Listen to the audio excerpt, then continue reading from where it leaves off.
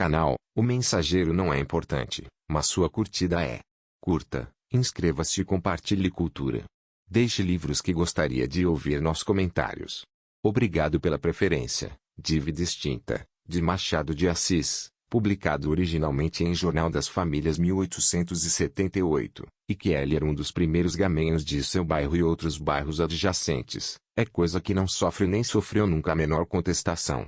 Podia ter competidores, teve-os, não lhe faltaram invejosos, mas a verdade, como o sol, acabou dissipando as nuvens e mostrando a face rutilante divina, ou divinamente rutilante, como lhes parecer mais corrente e penteado.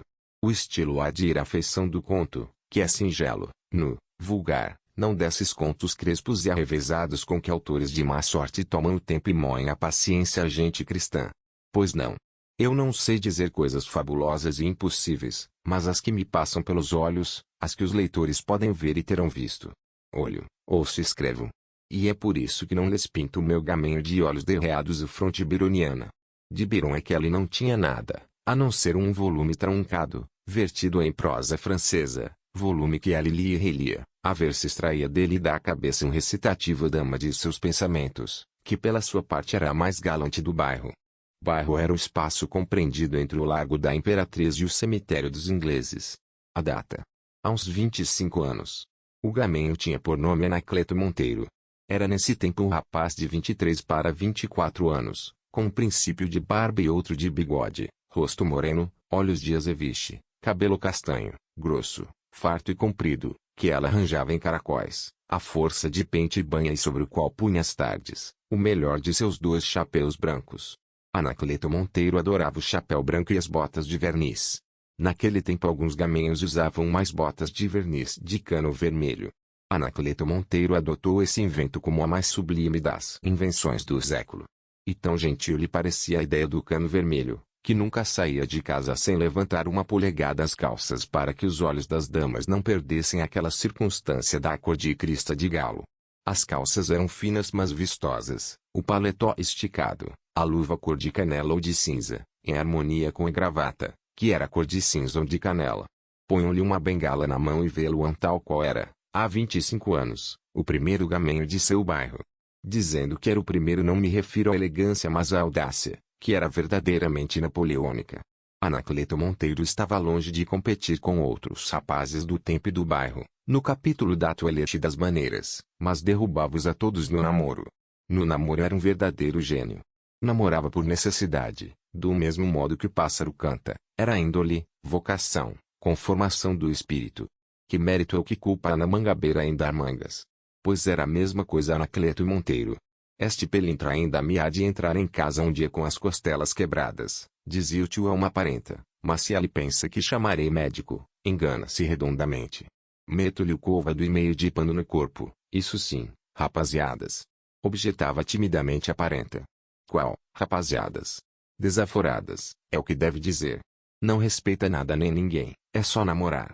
Tudo que ganha é para aquilo, que a senhora vê, é para damar-se, almiscarar-se, e lá vai ele. Ah! Se ele não fosse filho daquela irmã, que Deus tem! E o senhor Bento Fagundes consolava-se das extravagâncias do sobrinho inserindo no nariz 2 onças de Paulo Cordeiro. Deixai lá, mais dia menos dia, vem o casamento e sossega. Qual casamento, qual carapuça? Pois como há de casar uma cabeça de vento que namora às 4 e às 5? Uma das 5 fisga-o, há de ser naturalmente a pior. Isso lá, são desatinos. O que podemos ter por certo, é que ele não há de gastar a vida toda nisso, gasta. Olhe, o barbeiro é dessa opinião. Deixe lá o barbeiro. Quer que lhe diga? Eu creio que, mais dia menos dia, ele está fisgado. Já está. Há aí umas coisas que ouvi dizer na missa de domingo passado, que foi. Umas coisas, diga. Não digo. O que for aparecerá. Talvez tenhamos casamento mais breve do que pensa. Sim. A senhora Leonarda fez um gesto de cabeça. O senhor Bento Fagundes esteve algum tempo a olhar as paredes, depois prorrompeu irado, mas, tanto pior. Ele não está em posição de casar. Salvo se a sujeita. E o orador concluía a frase esfregando o polegar no indicador, gesto que a senhora de Leonarda correspondeu com outro derreando os cantos da boca, e abanando a cabeça da direita para a esquerda. Pobre. traduziu o Sr. Bento Fagundes. Olhe, se ele pensa que há de vir meter minha mulher em casa, está muito enganado. Eu não fiz 54 anos para sustentar família nova. Talvez ele pense que eu tenha mundos e fundos. Mundos, não digo, primo, mas fundos, fundos. Os das gavetas. Aqui o Sr. Bento Fagundes ia esfriando e desconversando, e a senhora de Leonarda traçava o chale e despedia-se. 2 Bento Fagundes da Purificação era boticário, na Rua da Saúde, desde antes de 1830. Em 1852, data do conto, tinha ele 23 anos de botica e um pecúlio, em que todos acreditavam, posto ninguém dissesse tê-lo visto. Aparentemente havia 2 escravos, comprados no Valongo, quando esses eram ainda boçais e a preço módico. Vivia o Sr. Bento Fagundes uma vida monótona e aborrecida como a chuva miúda. Raro saía da botica. Nos domingos havia um vizinho que o ia entreter ao gamão, jogo em que ele era emérito, porque era inalterável contra as pirraças da sorte, vantagem contra o adversário, que era irritadiço e frenético. Felizmente para as botijas do Sr. Bento Fagundes, as coisas não se passavam como no soneto de Tolentino. O parceiro não atirava as tábulas, limitava-se a expectorar a cólera, derramar o rapé, assoar as orelhas, o queixo, a gravata, antes de atinar com o nariz. Às vezes acontecia brigar com o boticário e ficar mal com ela até o domingo seguinte. O gamão reconciliava-os, similia similibus curantur. Nos demais dias, o Sr. Bento Fagundes vendia drogas, manipulava os cataplasmas, temperava e arredondava as pílulas. De manhã, lavado e enfronhado no rodaque de chita amarela, sentava-se em uma cadeira porta, a ler o Jornal do Comércio, que lhe emprestava o padeiro da esquina. Não lhe escapava nada, desde os debates das câmaras até os anúncios teatrais, posto não fossem espetáculos nem saísse nunca. Lia com igual pachorra todos os anúncios particulares. Os derradeiros minutos eram dados ao movimento do Porto. Uma vez inteirado das coisas do dia, entregava-se todo aos mistérios da farmácia. Esta vida tinha 2 alterações durante o ano, uma na ocasião das festas do Espírito Santo, em que o Sr. Bento Fagundes ia ver as barracas, em companhia dos 3 parentes que tinha, outra na ocasião da procissão de Corpus Christi. Salvo essas 2 ocasiões, nunca mais vinha à cidade o Sr. Bento Fagundes. Assim que, era toda ali uma regularidade de cronômetro, um gesto compassado e um ar soturno com o qual se parecia a botica, que era uma loja escura e melancólica. Claro é que um homem com tais hábitos longamente adquiridos mal poderia suportar a vida que levava o pintalegrete do sobrinho.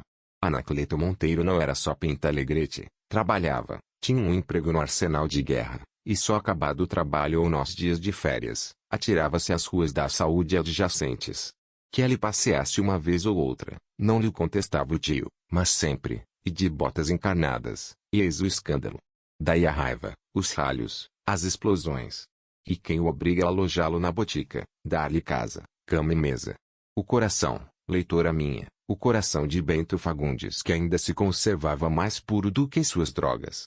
Bento Fagundes tinha 2 sobrinhos, o nosso Anacleto, que era filho de uma sua irmã muito querida, e Adriano Fagundes, filho de um irmão, a quem ele detestara enquanto vivo foi.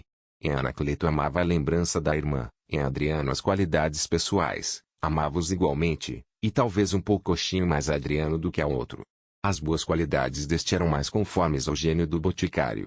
Primeiramente, não usava botas encarnadas, nem chapéu branco, nem luvas, nem qualquer outro distintivo de peraltice. Era um jarreta precoce. Não arruava, não ia a teatros, não gastava charutos. Tinha 25 anos e tomava rapé desde os 20.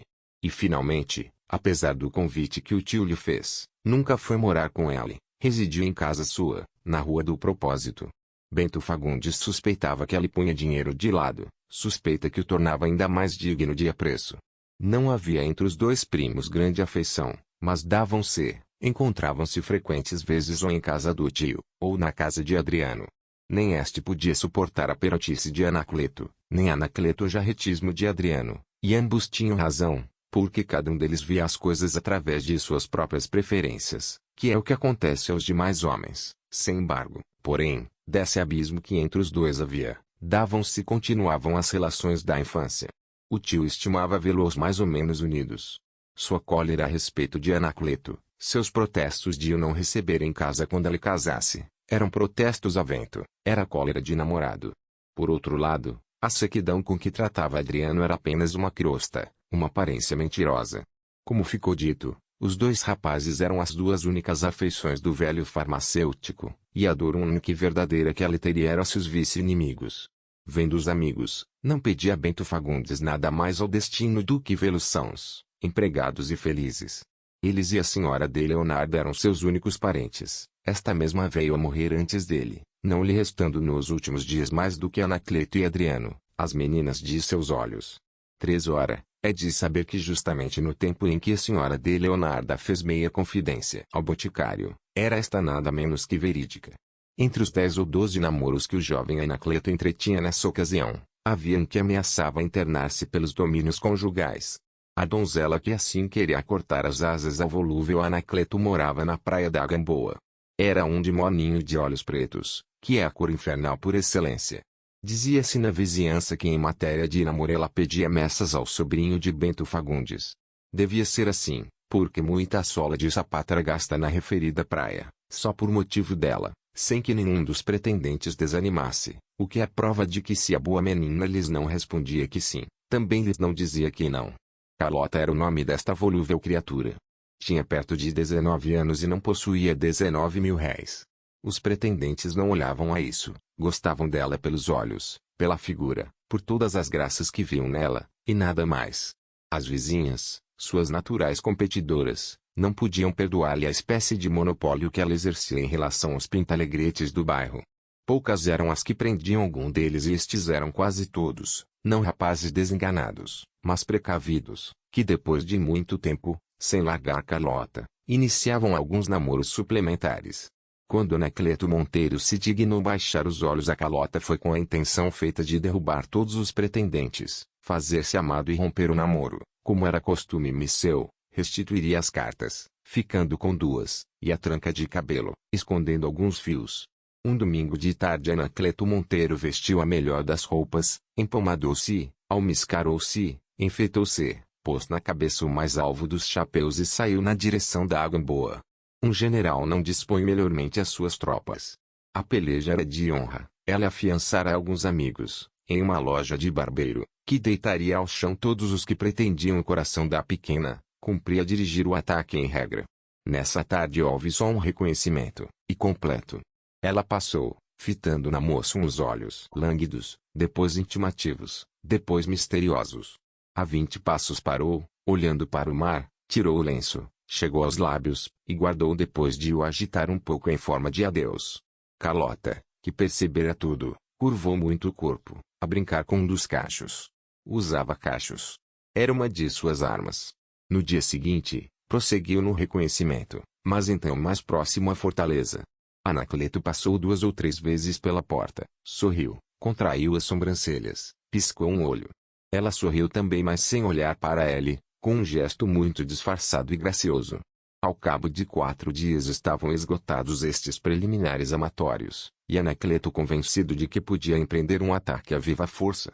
A fortaleza pedia isso mesmo, a pontualidade com que o esperava a janela, o interesse com que o seguia, o sorriso que lhe guardava no canto do lábio, eram tudo sintomas de que a fortaleza estava prestes a render-se. Anacleto aventurou a primeira carta. A primeira carta de Anacleto era sempre a mesma. 2 páginas deste chavão insípido mas eficaz. Escrita a carta, dobrou-a, fechou-a em forma de laço, meteu-a no bolso e saiu. Passou, deixou cair a noite, voltou a passar e, cosendo-se com a parede e a rótula, deu-lhe a carta com uma arte só comparável à arte com que ela recebeu. Carlota foi lê-la daí a alguns minutos. Leu-a, mas não escreveu logo a resposta. Era um de seus artifícios, nem escreveu a resposta, nem chegou à janela, nos 2 dias posteriores. Anacleto foi às nuvens quando, no dia seguinte, ao passar-lhe pela porta não viu a deusa da Gamboa, como os rapazes lhe chamavam. Era a primeira que lhe resistia ao estilo e ao almisca. Repetiu-se-lhe o caso no outro dia, e ela sentiu alguma coisa semelhante ao amor próprio ofendido. Ora dá-se, dizia ela consigo mesmo, uma lambisgoia aqui. Daí, pode ser que esteja doente. É isso, está doente. Se pudesse saber alguma coisa. Mas como? Não indagou nada e esperou mais 24 horas, resolução acertada, porque, 24 horas depois, tinha ela a fortuna de ver a deusa, logo que apontou ao longe. Lá está ela. Carlota tinha o visto e olhava para o mar. Anacleto aproximou-se, ela fitou, trocaram uma chispa. Justamente ao passar pela rótula, Anacleto sussurrou com voz trêmula e puxada do coração, ingrata. Ao que ela retorquiu, as ave-marias. Não havia já para o sobrinho de Bento Fagundes comoções novas. O dito de Carlota não lhe fez ferver o sangue. Sentiu-se porém lisonjeado. A praça estava rendida. Logo depois das ave-marias voltou o petimetre, encostadinho à parede, a passo curto e demorado. Carlota deixou cair um papel. Ele deixou cair o lenço e abaixou-se para apanhar o lenço e o papel. Quando ergueu a cabeça, a moça tinha desaparecido. A carta era também um chavão. Carlota dizia sentir igual sentimento ao de Anacleto Monteiro, mas pedia-lhe que, se não fosse intenção dele amá-la deveras, melhor era deixá-la entregue à solidão e às lágrimas. Estas lágrimas, as mais hipotéticas do mundo, engoliu-as o sobrinho do boticário, porque era a primeira vez que lhe falavam delas logo na primeira epístola. Concluiu que o coração da pequena devia arder como um Vesúvio. A isto seguiu-se uma orgia de cartas e passeios, de lencinho na boca, e de paradas à porta.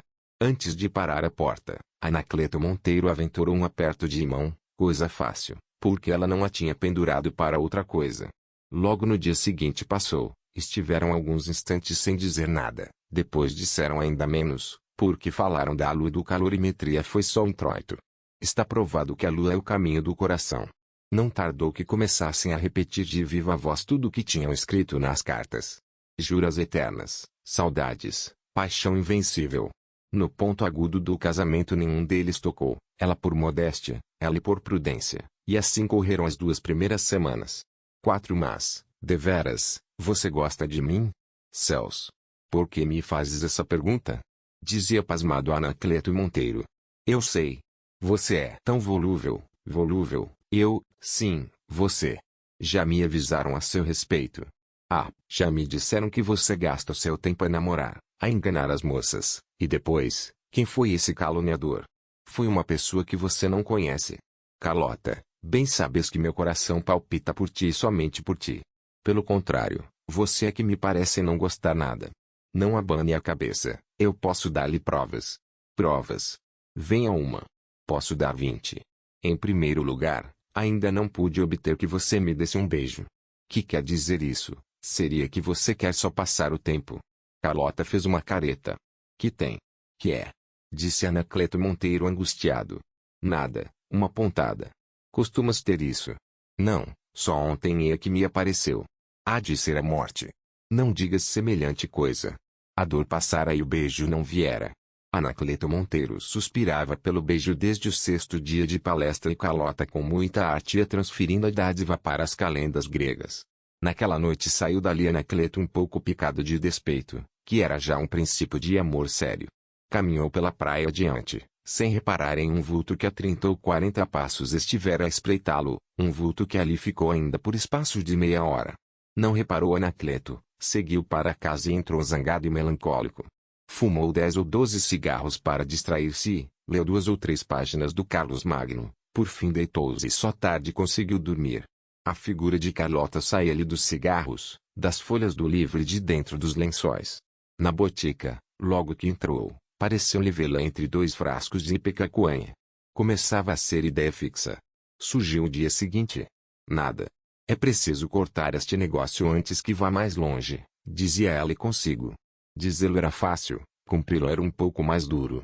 Ainda assim, teve Anacleto forças para não ir nessa tarde à Gamboa, mas tão cruel foi a noite, e tão longo o dia seguinte, que na outra tarde, ainda o sol ardia longe do poente, e já o sobrinho do boticário palmilhava pela praia adiante. Nestas negaças, neste ir e vir, zangar-se e reconciliar-se, perdia-lhe o tempo e perdia também a liberdade. O amor verdadeiro apoderou-se dele. As outras damas foram abandonadas aos demais pretendentes, que folgaram com a incompatibilidade moral de Anacleto Monteiro, por mais momentânea que ela fosse. Antes de ir adiante, importa explicar que nenhuma pessoa havia dito a Carlota o que ela alegou que lhe disseram. Era um recurso de namorada, uma peta inocente. Anacleto, na qualidade de varão, engoliu a caraminhola. Os homens neste caso são uma verdadeira lástima. Desde que sentiu amar deveras, o sobrinho de Bento Fagundes pensou seriamente no casamento. Sua posição não era brilhante, Mas nem a noiva exigira muito, nem seu coração tinha liberdade de refletir. Demais, havia para ele certa esperança nos xaropes do tio. Também ele cria que Bento Fagundes possuía algum pecúlio. Isto, o amor, a beleza de Carlota, a pobreza desta, eram motivos poderosos para levá-lo a falar desde logo no desenlace religioso. Uma noite aventurou o pedido. Carlota ouviu-o com palpites, mas sua resposta foi uma evasiva, um adiamento. Mas por que não me responde já? Dizia ela desconfiado. Quero, diga. Quero primeiro sondar mamãe. Sua mãe não se oporá à nossa felicidade. Creio que não, mas não desejo dar palavras sem estar certa de a poder cumprir. Logo não me ama. Que exageração.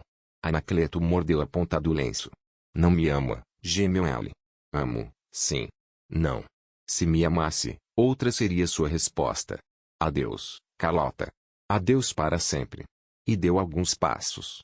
Carlota não lhe respondeu nada. Deixou-se ficar à janela até que ele voltasse, o que não demorou muito. Anacleto voltou.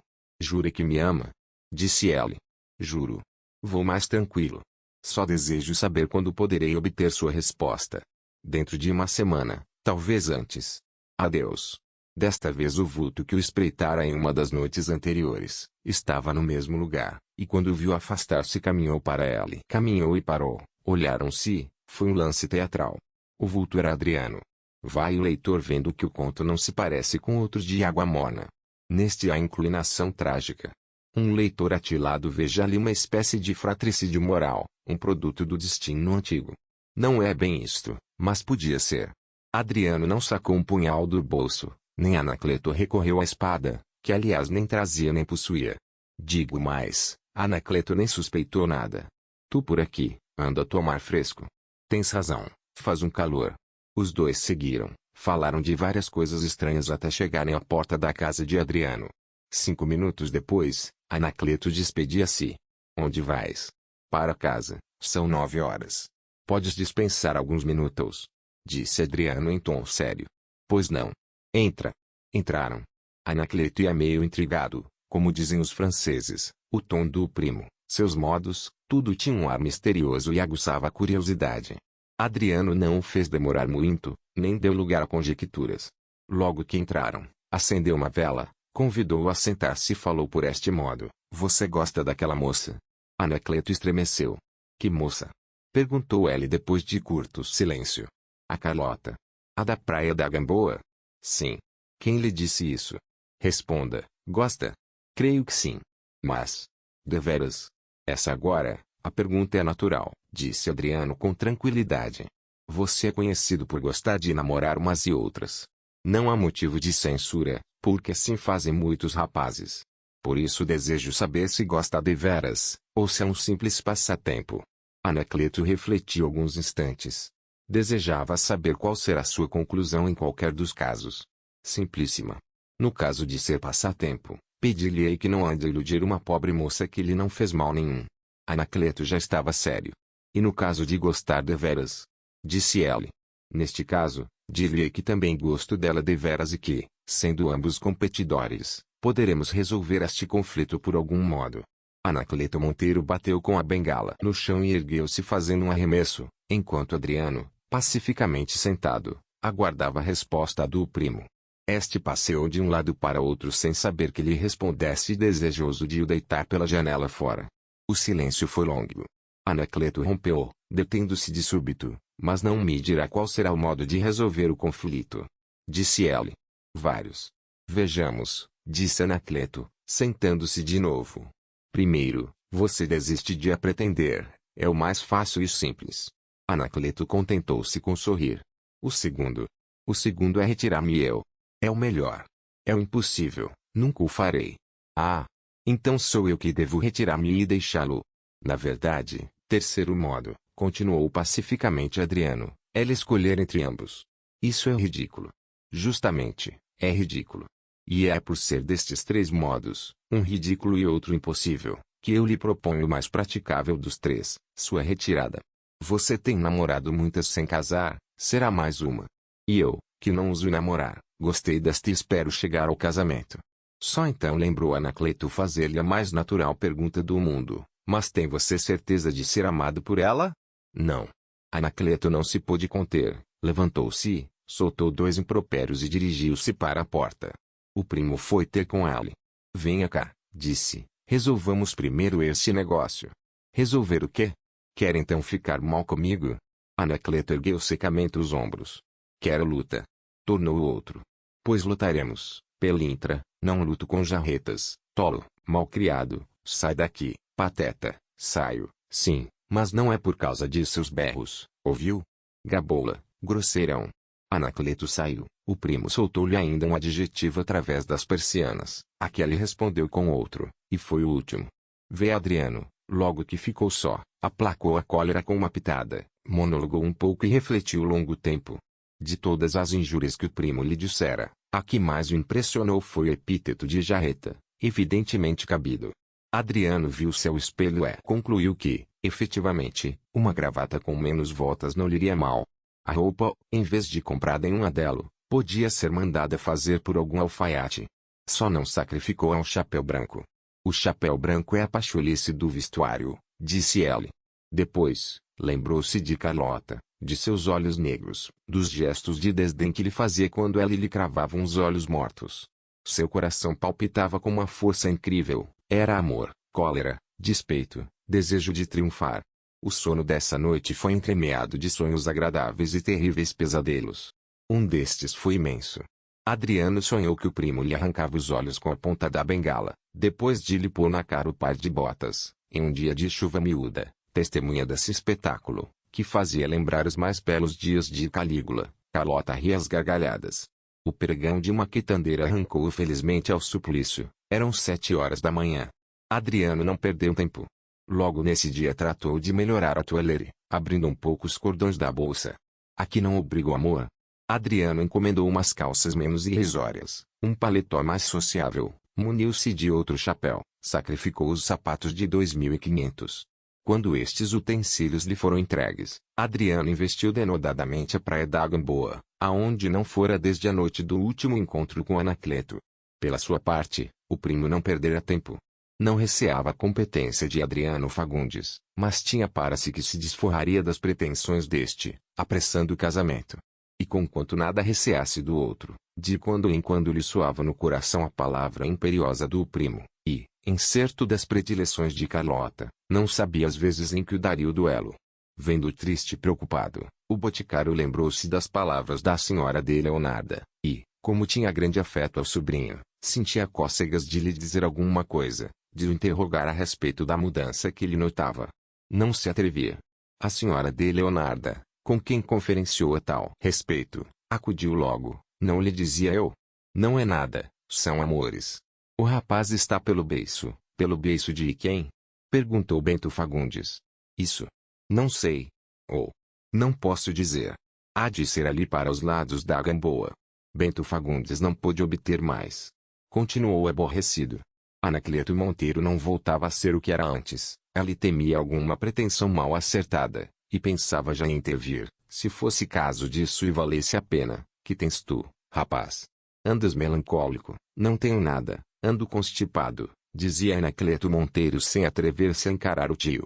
Metade dos motivos da constipação de Anacleto, já o leitor a conhece, a outra metade vou dizer-lhe-á. Insistir o rapaz no casamento, Carlota continuava a negacear. A razão deste proceder explica-se dizendo que ela queria fazer-se rogada, prender mais fortemente o coração de Anacleto, despeitá-lo, e a razão da razão era que mais de uma vez prometera a mão, desde o primeiro dia, a sujeitos que não se lembravam mais de ir buscá-la. Carlota namorava desde os 15 anos e estava cansada de esperar um noivo. Agora, seu plano era despeitar o pretendente, certa de que os homens nada desejam mais ardentemente do que o amor que se lhes nega desde logo. Carlota era um príncipezinho de Metternich. Irritado com a recusa e o adiamento da moça, Anacleto cometeu um erro monumental, aventurou a ideia de que houvesse algum rival, e, negando ela, retorquiu Pascácio, tenho. Não há muitos dias escapei de me perder por sua causa. Minha causa? É verdade. Um bigorrilhas, que, por minha desgraça, é meu primo, espreitou-me uma noite inteira e depois foi provocar-me. Sim. Provocar-me, é verdade. Estivemos a ponto de pegar-nos. Ela escumava de raiva, chorava, rasgava-se, mas eu que lhe sou superior em tudo, Não lhe dei trela e saí. Ora essa, sabes o que me propôs? Que foi? Que eu desistisse de tua mão em favor dele. Tolo, não achas? Sem dúvida, juras-me que não é dele. Juro, vou mais contente. Mas quando falarás à tua mãe? Hoje ou amanhã? Fala hoje mesmo. Pode ser. Depois de um instante disse Carlota, mas eu nem me lembro de o ter visto. Que figura tem ali? Um jarreta. E Anacleto Monteiro, com aquela ternura que a situação lhe metia na alma, descreveu a figura do primo, de quem Carlota se lembrou logo perfeitamente. Fisicamente, não ficou a moça lisonjeada, mas a ideia de ser loucamente amada, ainda por um jarreta, foi-lhe muito agradável ao coração. As mulheres são principalmente sensíveis. Demais, Anacleto Monteiro cometera erro crasso sobre erro crasso, além de referir a paixão do primo, exagerou-lhe os efeitos, e dizer a Carlota que um rapaz chorava por ela e se arrepelava era o mesmo que recomendar-lhe a imaginação. Carlota pensou efetivamente no jarreta, cuja paixão lhe parecia, se não mais sincera pelo menos mais ardente que a do elegante. Tinha lido romances, gostava dos amores que saem do vulgar. A figura, porém, de Adriano, temperava cruelmente essas impressões. Quando lhe lembrava o traje e o desalinho do rapaz, sentia-se algo vexada, mas, ao mesmo tempo, perguntava a si própria se o apuro de Anacleto não orçava pelo ridículo. As gravatas deste, se não eram amarrotadas como as de Adriano, eram vistosas demais. Ela não sabia ainda o nome do jarreta, mas já o nome de Anacleto lhe não parecia bonito. Estas imaginações de Carlota coincidiram com a pontualidade do alfaiate de Adriano, por modo que no dia seguinte ao dar notícia que Anacleto lhe dera, viu Carlota aparecer o seu amador silencioso, melhormente encadernado. A moça estremeceu a vê-lo e quando ele lhe passou pela porta, a olhar para ela, Carlota não retirou os olhos nem lhes deu má expressão. Adriano passou, olhou 2 vezes para trás sem que ela saísse da janela. Longe disso. Estava tão encantada com a ideia de que aquele homem chorava por ela e se finava de amores, que a ele lhe pareceu melhor do que estava. Ambos ficaram satisfeitos um do outro. Este é o ponto agudo da narração. Repouse a leitora um instante e verá coisas espantosas. Vi Carlota está a 2 amarras. Adriano declarou-se por meio de uma carta, em que lhe disse tudo o que sentia. A moça, vendo que os 2 amadores eram parentes e sabia mutuamente o que sentiam, receou escrever-lhe. Resolveu, porém, a fazê-lo, mudando um pouco a letra e esfriando a frase mais que pôde. Adriano ficou satisfeito com esse primeiro resultado, e insistiu com outra epístola, a que ela respondeu, e desde logo se estabeleceu ativa correspondência. Não deixou Anacleto de suspeitar alguma coisa. Primeiramente, viu a mudança que se operara nas roupas do primo, encontrou-o na praia algumas vezes, e finalmente, Carlota parecia-lhe às vezes distraída, via menos, recebia menos cartas. Dar-se acaso que o pelintra. Pensou ela. E meditou uma vingança. Não atinou com ela, cogitou um suplício entre os maiores possíveis e não encontrou nenhum. Nenhum estava na altura de seus brios. Eu sinto dizer a verdade à leitora, se alguma simpatia lhe merece este namorado, Anacleto. Tinha medo. De bom grado cederia todas as Carlotas do mundo se corresse algum risco corporal. Num momento de raiva era capaz de soltar algum impropério. Era até capaz de fazer algum gesto de ameaça, chegaria até a um princípio de realização. Mas o medo dominaria logo. Ela tinha medo do primo. Infame. Dizia ela com os seus botões. Os botões, que não eram aliados ao primo nem tinham que ver com os interesses dele, mantinham-se com exemplar discrição. Anacleto Monteiro adotou a política da defensiva. Era a única. Tratou de conservar as posições conquistadas, não sem tentar tomar de assalto o reduto matrimonial, reduto que forcejava por não cair. Os encontros dos 2 na praia eram frequentes, um empatava o outro. Adriano conseguira chegar-se à fala, mas o outro não o percebeu logo nos primeiros dias. Foi só ao cabo de uma semana que ele descobriu esse progresso do inimigo. Passou, viu um vulto à porta, atentou nele, era Adriano. Meu Deus! Exclamou Carlota. Aquele moço me conhece, já sei, replicou Adriano com pausa. Ela gosta da senhora. Oh! Mas não se importe com isso, eu saberei ensiná-lo. Pelo amor de Deus, descanse, é só se bulir comigo. Anacleto Monteiro afastava-se dali com a morte na alma e o cérebro em ebulição. Parou ao longe, disposto a esganar o primo, quando ele se aproximasse. Chegou a querer voltar, mas recuou diante da necessidade de um escândalo. Todo ele tremia de cólera. Encostou-se à parede, disposto a esperar até meia-noite, até o outro dia, se necessário fosse. Não era. Adriano, ao cabo de meia hora, despediu-se de Carlota e seguiu na mesma direção do primo. Essa hesitou entre uma afronta e uma retirada, preferiu a primeira e esperou. Adriano veio a passo lento, encarou e seguiu. Anacleto ficou pregado à parede. No fim de 5 minutos recobrou todo o sangue, por haver ficado sem pinga dele, e foi para casa a passo lento e cauteloso. Naturalmente este episódio não podia ir além. Desenganado Anacleto por seus próprios olhos, não tinha mais que esperar. Assim foi por algumas horas. Anacleto recorreu à pena logo que chegou a casa, e numa carta longa e chorosa disse à namorada todas as queixas de seu coração. Carlota redigiu uma resposta em que lhe dizia que a pessoa com quem ela estivera falando da janela era a visita de casa. Ela insistiu, ela ratificou as primeiras declarações até que 3 dias depois ocorreu em plena tarde, e em plena rua, um episódio que regozijou singularmente a vizinhança. Nessa tarde encontraram-se os dois perto da casa da namorada. Anacleto teve a infelicidade de um pigarro, consequentemente tossiu. A tosse pareceu escarninha a Adriano, que estacando o passo, disse-lhe uma injúria em alta voz. Anacleto teve a infelicidade de retorquir com outra. O sangue subiu à cabeça do primo, que lhe lançou a mão ao paletó. Nesta situação não há covardia que resista. Por mal dos pecados, Carlota apareceu à janela, a luta era inevitável. Há de desculpar o leitor se lhe dou esta cena de pugilato, mas, repare bem, e verá que ela é romântica, de um romântico baixo. Na Idade Média, as coisas não se passavam de outro modo. A diferença é que os cavaleiros lutavam com outras armas e outra solenidade, e a castelã era diferente de uma vulgar namoradeira. Mas só o quadro era outro, o fundo era o mesmo. A castelã da Gamboa assistiu à luta dos dois pretendentes meio penalizada, meio lisonjeada e meio remordida. Viu pelos ares o chapéu branco de Anacleto, desfazer-se-lhe a cabeleira, desarranjar-se-lhe a gravata. Adriano, por sua parte, recebia algum pontapé avulso do adversário e pagava-lhe em bons cachecões. Rolaram os dois por terra, no meio da gente que se juntava e que não podia ou não ousava separá-los. Um gritava, outro bufava, os vários riam, a poeira cercava-os a todos, como uma espécie de nuvem misteriosa. No fim de 10 minutos, conseguiram os passantes separar os dois inimigos. Um e outro tinham sangue. Anacleto perdera um dente, Adriano recebera uma mordidela na face. Assim desfeitos, feridos, empoeirados, apanharam os chapéus e estiveram a ponto de travarem nova luta. Dois estranhos caridosos impediram a repetição e levaram-nos para casa. Carlota não pudera ver o resto, retirara-se para dentro, acusando-se a si própria.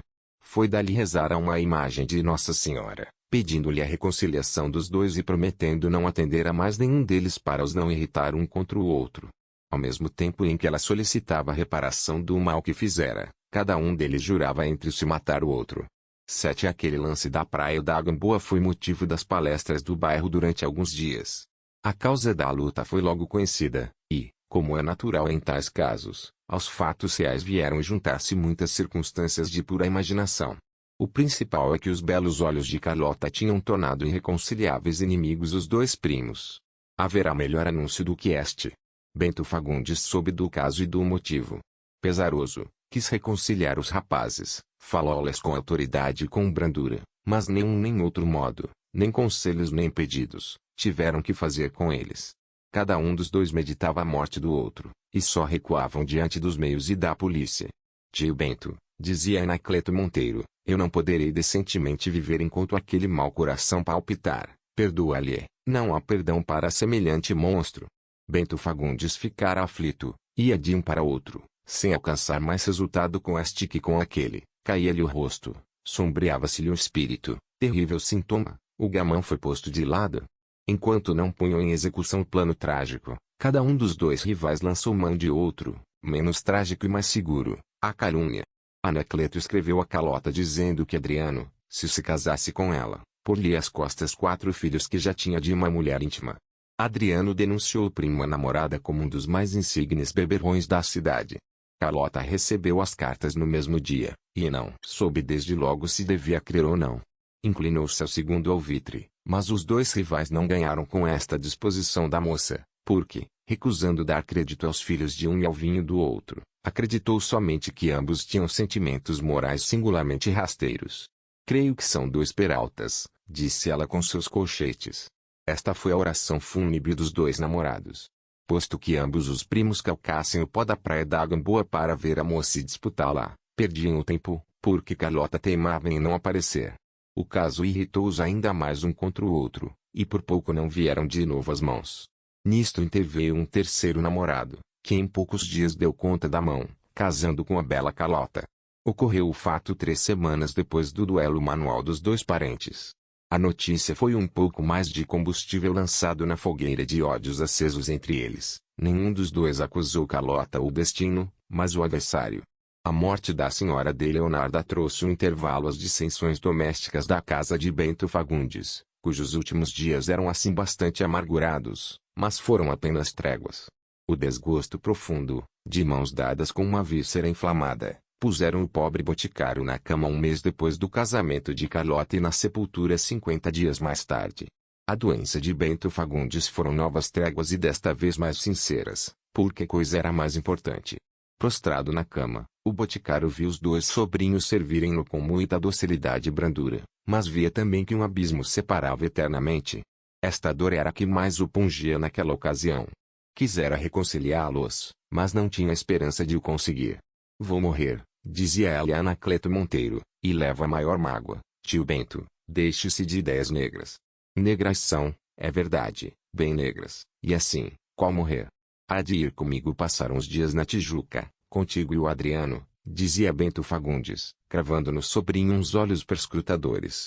Aqui fechava-se o rosto de Anacleto, onde o ódio, só o ódio, transluzia com um reflexo infernal. Bento Fagundes suspirava. Adriano dizia a ele, sabes tu, meu rico Adriano, qual é a maior dor que eu levo para a sepultura? Sepultura? Interrompi Adriano. Falemos de coisas mais alegres, sinto que morro. A dor maior que eu levo é que tio Anacleto, não se exalte, tio Bento, pode fazer-lhe mal. Era inútil. 3 dias antes de morrer, Bento Fagundes, vendo-os juntos no quarto, chamou-os e pediu-lhes que fizessem as pazes. Recusaram ambos, a princípio desconversando, depois abertamente. O boticário insistiu, travou da mão de um e de outro e uniu-as. Foi um simulacro. As mãos dos dois tremiam, e ambos ficaram lívidos de cólera. Entre eles, era tal receio que nenhum ousava comer em casa de Bento Fagundes por medo de que o cozinheiro, peitado, lhes propinasse uma dose de arsênico. Não se falavam, é claro, não se olhavam, tremiam quando se achavam a sós e fugiam para evitar o escândalo de uma nova luta, a 2 passos do enfermo. A moléstia era mortal. Bento Fagundes expirou entre os dois parentes. Estes o amortalharam silenciosamente, fizeram os convites, trataram do enterro, sem trocar a mínima palavra. Se a senhora de Leonarda fosse viva teria ocasião de ver que não se enganava quando atribuía algumas economias ao velho boticário. O testamento foi a confissão pública. Bento Fagundes declarou possuir, no estabelecimento, escravos, prédios e não sei que títulos, uns 38 contos. Seus herdeiros universais eram Anacleto e Adriano, últimos parentes. Havia, entretanto, uma cláusula no testamento, redigido um mês antes de morrer, que deu alguma coisa que falar no bairro.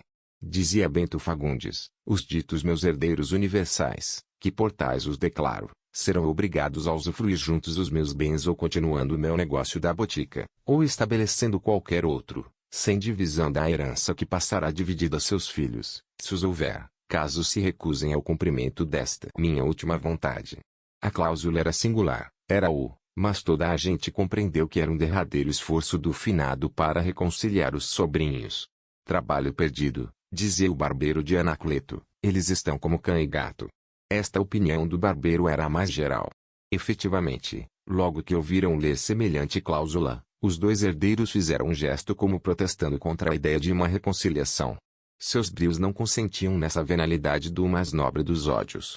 Tinha que ver, dizia consigo Adriano, se eu consentia que um biltre.